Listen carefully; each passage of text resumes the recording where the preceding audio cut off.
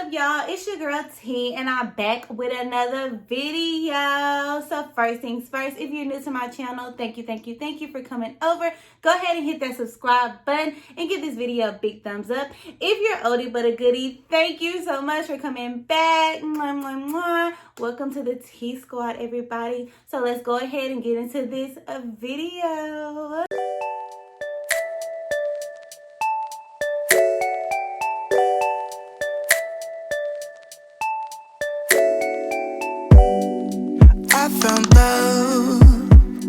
Today, this video is going to be part 2 of the homeowner series videos. So the first video, if you guys have not watched that video, make sure you go over to that video. I'm going to have the link listed in the description box. Make sure you watch that. That is my story time of how I ended up in my home. And it's basically my story of everything that I had to go through, my trials, tribulations, and how I got to the end. So make sure you check that out.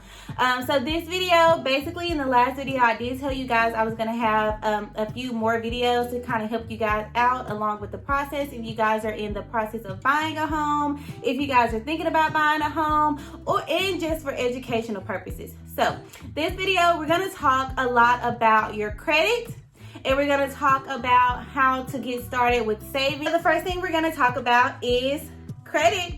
So, like I mentioned in the last video, you want to make sure that, first of all, before you do anything, you want to make sure that your credit is up to par. Now, with that being said, credit is a very touchy subject. And for some people, it's really hard to even get started with it. Because I don't think that a lot of people have been educated as far as credit goes, but we're gonna fix that right on up. So as far as your credit, the first thing you really want to do is check your credit. You want to see where your credit score is. And so the way that you can do that, you can download some apps, or you can go to a bank. There's a many different ways that you can figure out what your credit is. So the way that I did it and the way that my parents taught me, we always went through our bank to credit scores. So one easy way to do this, there is an app called CreditWise. It is through Capital One. Now, the great thing about this app, you do not have to bank with Capital One to be able to download the app and to be able to use the app. Well, I use the app every single day and I love it. So basically, the app is used for you to check your credit score often, and it also alerts you whenever you have a hard hit, a soft hit, or anytime you have a like a pending transaction on your credit. Basically, if a bureau has pulled your credit report for whatever reason, it will alert you and let you know.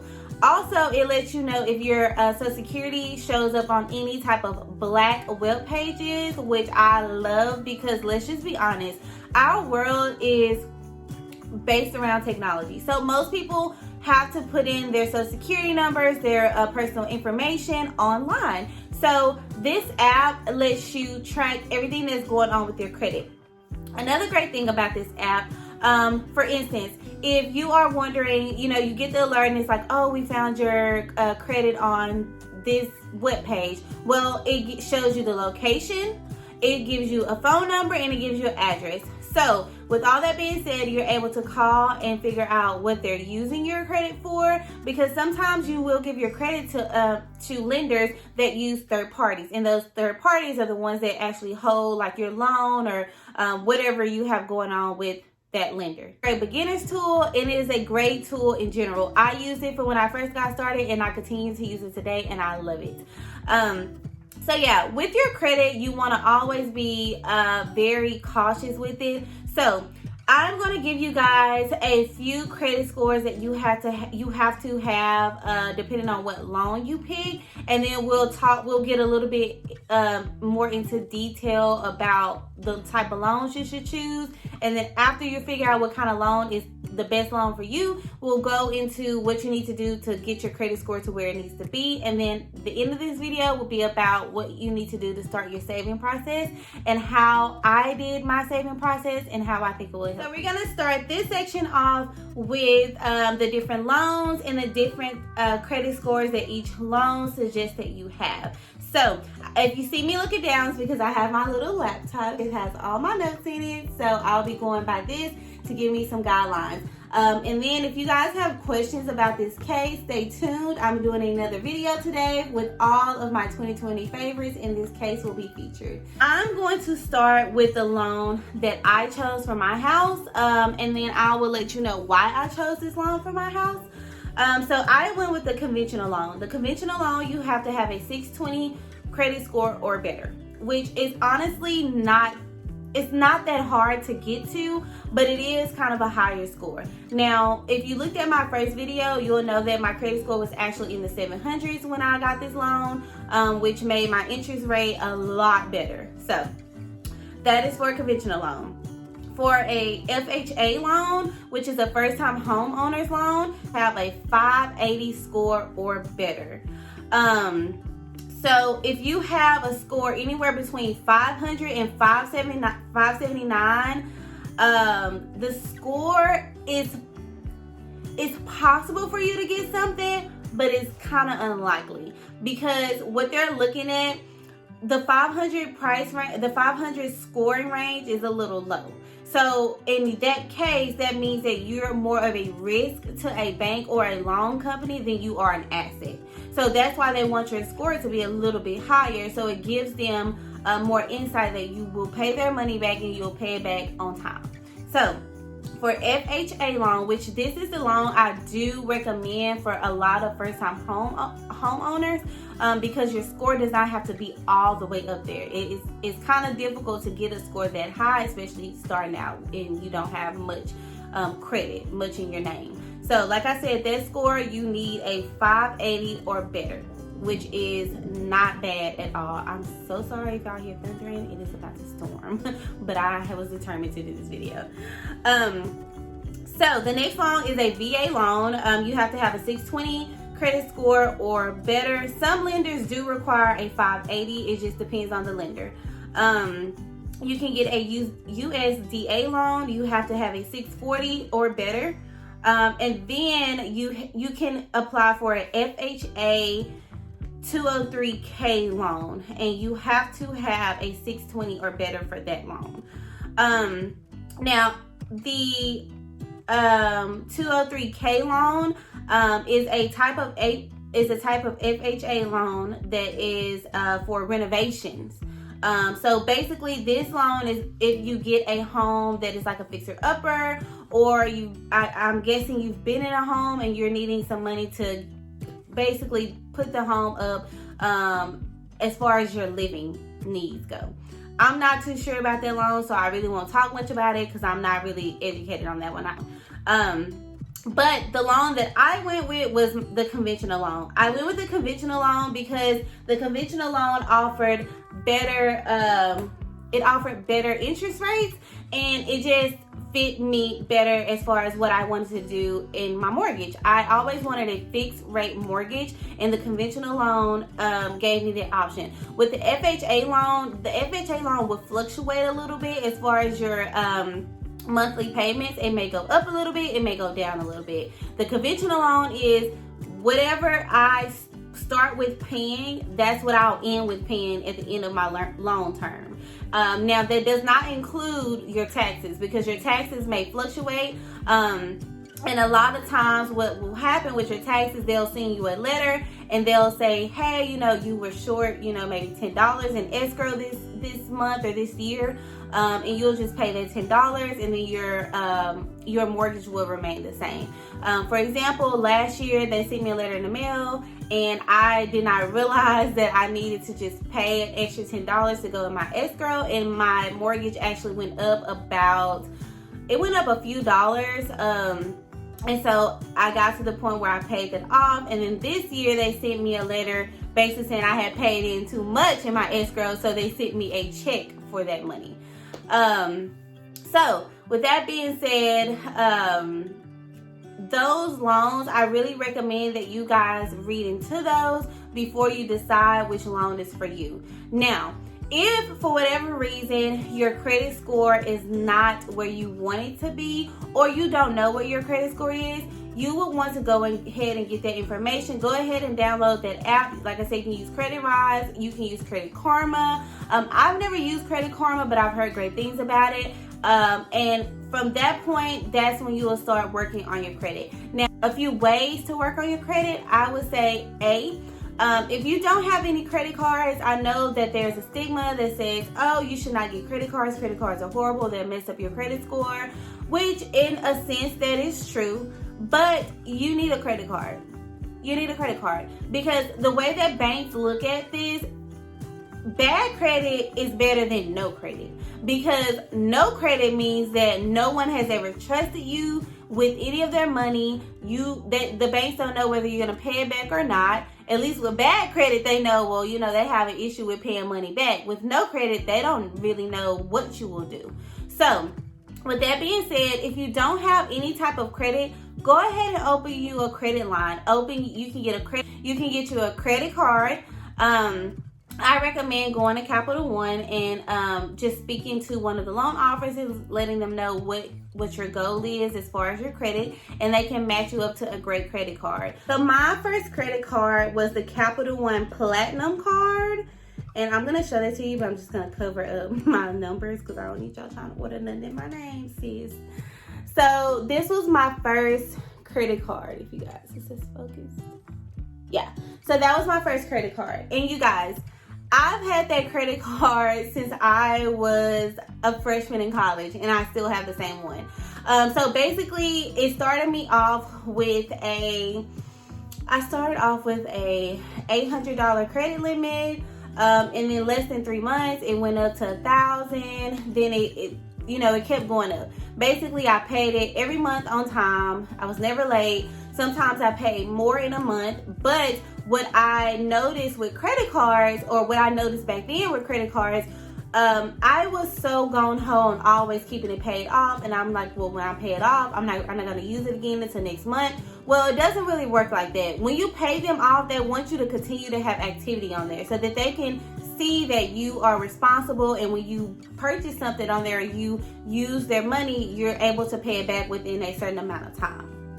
So that is a great credit card to start off with. I know a lot of college students start off with that card, and they even now have a college, I forgot exactly what it's called, but if you go to their website, they will show you all of the cards they have, and they do have a student credit card, which is awesome too for everybody that's in college. So yeah, that was my very first credit card. Now, with that being said, that wasn't how I got my credit started. My credit actually started through my parents. My parents, if any of you know my mom, she loves furniture. Like, decor, interior designing is her niche. And so what she would do when I moved to Tyler and I got my first apartment, a lot of my furniture, her and my dad put it in my name. And even though I really didn't have a consistent job, I didn't really have any credit, that's how they started off my credit. Of course, I had a little bit before I got to college, because it was a few things they put in my name just to get me up there a little bit. But I still wasn't exactly where I needed to be. So that's how they boosted it for me. Now, when I got this credit card, that did a lot more too. Now, the last thing that really skyrocketed my credit for me was when I purchased my BMW. My BMW was my first car that I had outside of the car that my parents bought me in high school.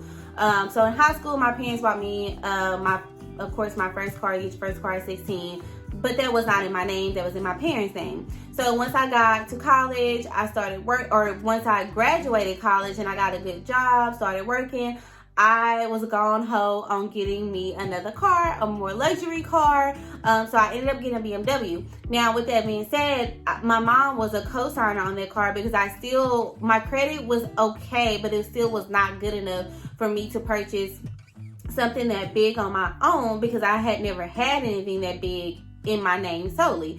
So my mom was a co-signer. I got the car. I kept the car for about 2.5 years.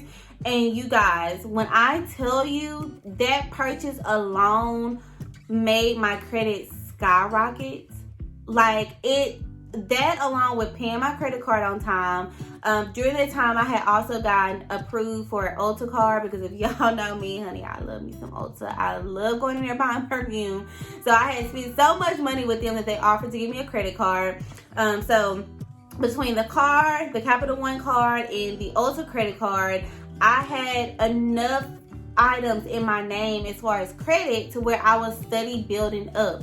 So when I got the CreditWise app and I started checking my credit, it would give me helpful tools as to what I could do to continue to increase my credit. By the time I got ready to look at a house, my credit was already in the 700s. And I was 22 years old when I started thinking about purchasing a house, and I was 23 when I purchased it, and I'm now 24, about to be 25. So with that being said, it did not take long at all for my credit to skyrocket. So with me telling you this, I'm basically letting you guys know it's not hard at all. All you have to do is go to the right bank, which, like I said, I do recommend Capital One. Get the right credit card, use it reasonably, and pay it on time. That's it. That's all. And if for whatever reason you cannot get a regular credit card, they have credit cards to where you basically upload your own money to the card. You can put like $600, $700 on there, use the card, and pay the money back on the card. These cards are called secured credit cards. So basically, a secured credit card is a type of credit card that is backed by a cash deposit from the card holder, which is you. This deposit acts as a collateral on the account, providing the card issuer with a security in case the card holder cannot make payments. So basically, you'll put a certain amount on this card. You'll use the card, say use it for gas, groceries, emergencies. And whenever you use the card, you will still make a monthly payment on the card. So I personally think that those cards they really help, especially if you want to get a quick start to your credit. Say if you want to start purchasing a house in a year or a year and a half, I would recommend using one of these cards. And the more money you put on there, the more security that is, and the higher your credit score would go. So if you guys are ever interested in those, be sure to give your banks a call, whatever bank that you bank with, or like I said, Capital One is a great bank. You can definitely call them and they can reassure you of how they work. But that is called a secure credit card. And like I said, those work just as good as a regular credit card if you're not able to get a regular credit card. So yeah, those are the main steps of getting my credit started and maintaining my credit. And with that being said, even though I have already purchased a house, I have my car, I still maintain a good credit, because one thing my parents taught me, and they did not lie: credit is everything. You cannot have a dime to your name, but if you have a good credit score or a perfect credit score, you can go out and get whatever you want to get. As long as you have good credit, you are doing well. So make your credit your number one goal. Set you a goal of what you want your credit to be and hit it. And when you hit it, don't stop. Continue to go, because credit is one thing that will never go away. Credit and bills, you ain't gonna never get rid of them. So make sure you stay on top of it. So the next category is saving.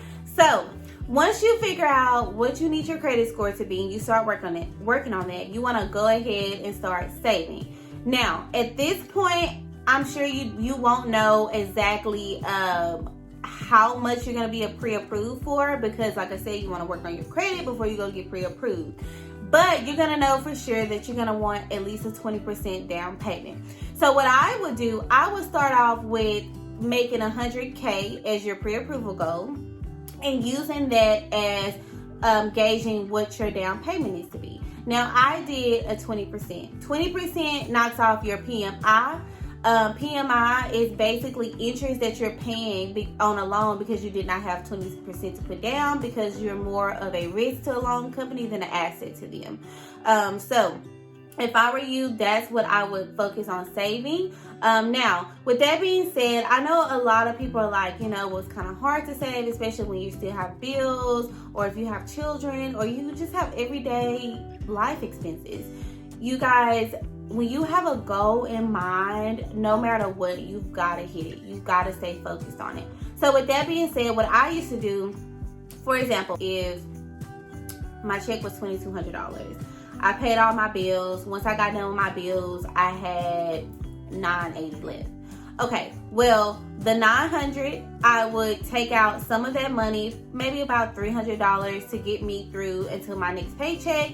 And then that $300 would include hair, nails, food, gas, whatever extra I needed to do. And whatever was left out of that, that's what will go into savings. Now, with that being said, if you know, that month you see, okay, well, I really don't need extra groceries. I got plenty. Take that money and put it in savings. Or whatever money you still had left when you get paid again from your last check, take that money and put it in savings. So there will be some things that you have to decide what's important and what's not important. I had to decide on things. I had to let some things go. It was times where I had to go weeks and weeks and weeks without getting my hair done, or weeks and weeks and weeks without getting my nails done. It's okay, because you're trying to get to a bigger goal. So that's the way that you have to think about it. Another great point in how to get yourself in the saving manner, so to speak, go ahead and start imagining that you live in a house already, that you have a mortgage, you have your bills. And my number one thing was trying to remember that in a house, I will not have built-in maintenance. Built-in maintenance does not come with the house, you guys. So go ahead and start preparing yourself mentally to start saving for emergencies. Go ahead and start that emergency fund, because I promise you, whenever you get that house, whether it's a year from now, 2 years from now, a month from now, you're going to eventually need that emergency money for something. Okay, so go ahead and start writing down everything that you can think that could go wrong in a house and start saving. Those are the main two things in this video I really wanted to go over with you guys. And like I said, these are going to be a series of videos, so be prepared for the next video that will be posted probably in another week or so. So in this one, we focus more on your credit, how to get your credit started, what tools to use, how to start saving, and how to start breaking down your savings. So those are the 5 points that we want to focus on for this video. Thank you so much for coming back to watch my videos, and subscribe to my channel. Be sure to like and comment. You guys, when you comment, that gives me enough intel of what you want to see and what you want to talk about. And if for whatever reason you feel like I missed something or I misspoke about something, please be sure to let me know. I take no disregard in what people comment. I always take heed in it, and like I said, it helps me, it helps you, it helps everybody. So you guys, in the next video, we'll talk about choosing a lender, and then we'll talk about choosing where you would like for your home to be, the advantages, the disadvantages, the taxes, all of that fun stuff. So you guys, be sure, like I said, to hit the subscribe button so that you'll get a notification when these videos are posted up. And be sure to stay tuned, because we have a next video coming up with my 2020 favorites. Peace out. I found love.